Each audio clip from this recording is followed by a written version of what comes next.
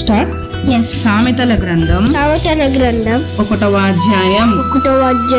దావీదు కుమారుడు ఇశ్రాయేలు రాజునైన సొలొమోను సామెతలు జ్ఞానమును ఉపదేశమును అభ్యసించుటకు వివేకము సల్లాపములను గ్రహించుటకు నీతి న్యాయ యథార్థతల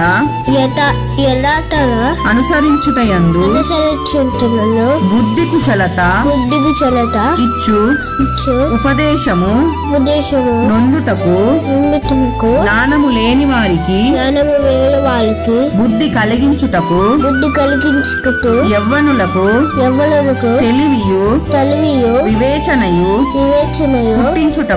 పుట్టించుటకు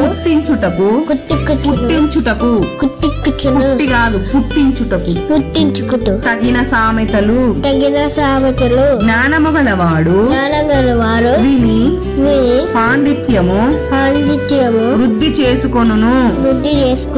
వివేకము గలవాడు ఆలకించి నీతి సూత్రములను సంపాదించుకొనును.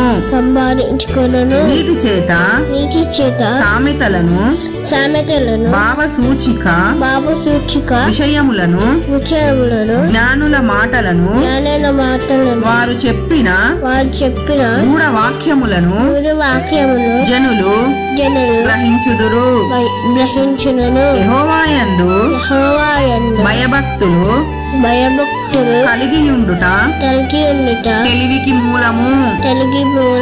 మూర్ఖులు జ్ఞానమును ఉపదేశమును తిరస్కరించుదురు. నా కుమారుడా నీ తండ్రి ఉపదేశము ఆలకించుము. నీ తల్లి చెప్పు బోధను త్రోసివేయకుము. అవి నీ తలకు సొగసైన మూలికయు నీ కంఠమునకు హారములై యుండును. నా కుమారుడా పాపులు నిన్ను ప్రేరేపించగా ఒప్పకుము. మాతో కూడా రమ్ము మనము ప్రాణము తీయుటకై పొంచియుందుము. నిర్దోషి అయిన ఒకని పట్టుకొనుటకు దాగియుందము. పాతాళము మనుష్యులను మృంగివేయునట్లు వారిని జీవముతోనే మృంగివేయుదము.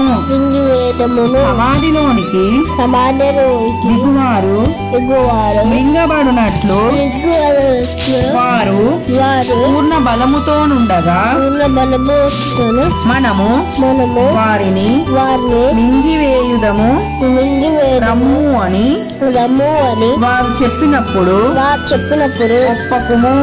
ఒప్పకుము. పలు విధములైన మంచి సొత్తులు మనకు దొరుకును. మన ఇండ్లను తోపుడు సొమ్ముతో నింపుకొందుము. నీవు మాతో పాలివాడై యుందుము. మనందరికి సంచి ఒక్కటే యుండును అని వారు నీతో చెప్పుదురు.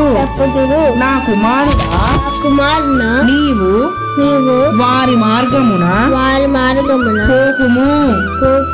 వారి త్రోవలయందు నడవకుండా నీ పాదము వెనుకకు తీసుకొనుము. కీడు చేయుటకై వారి పాదములు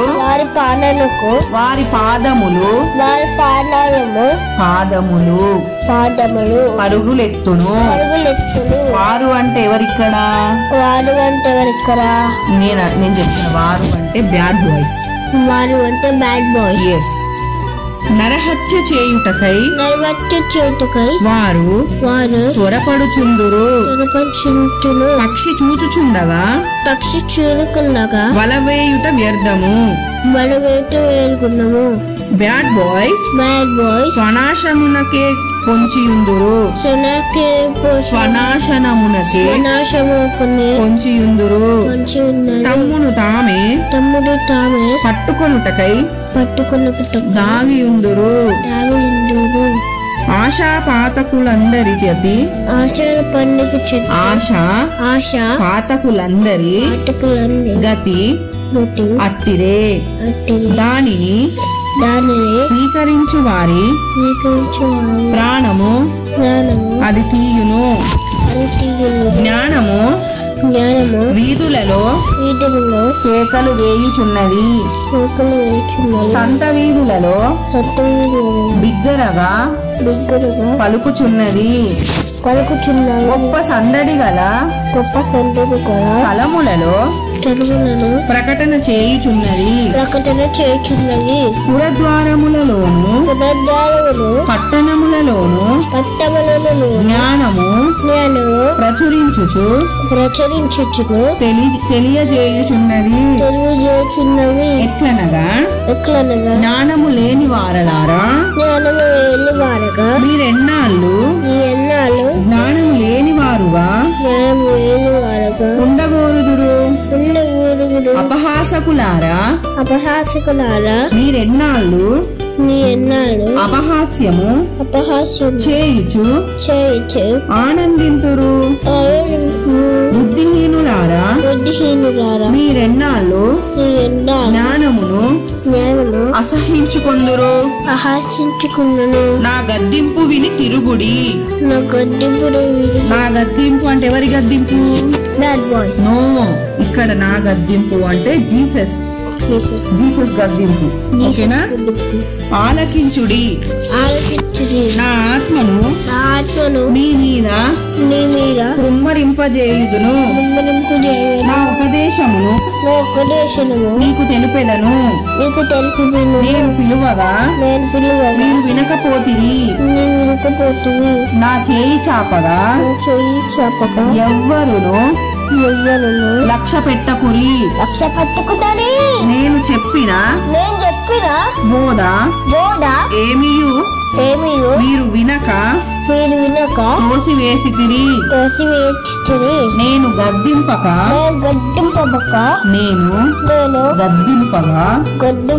లోబడకపోతిరి. కాబట్టి నీకు అపాయము కలుగునప్పుడు నేను నవ్వెదను. నీకు భయము వచ్చినప్పుడు నేను అపహాస్యము చేసేదను. భయము మీ మీదికి తుఫాను వలె వచ్చినప్పుడు సుడిగాలి వచ్చునట్లు మీకు అపాయము కలుగునప్పుడు మీకు కష్టమును దుఃఖమును ప్రాప్తించునప్పుడు నేను అపహాస్యము చేసేదను. అప్పుడు వారు నన్ను గూర్చి మొర్ర పెట్టుదురు గాని నేను ప్రత్యుత్తరం ఇయ్యకుందును.